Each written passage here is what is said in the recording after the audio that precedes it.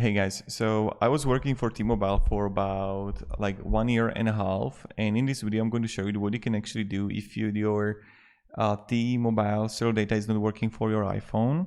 So the first thing, and this is going to be the possibility, take the SIM card and if it's possible put it to different phone. To actually know that if even at a different phone, let's say you have iPhone, you're gonna try it in Android, is the data is not working for there, you know that's a possibly the issue of the SIM card, or that's a possible primarily the issue on the T-Mobile side, and it will be happening.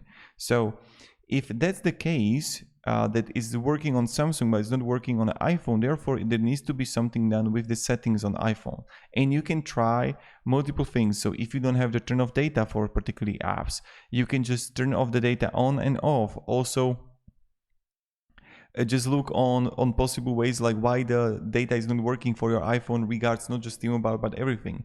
And the last thing that I recommend to do, something that was also recommended here, is just you want to contact T-Mobile support and you want them to create a case for you because there may be something on their end they need to fix.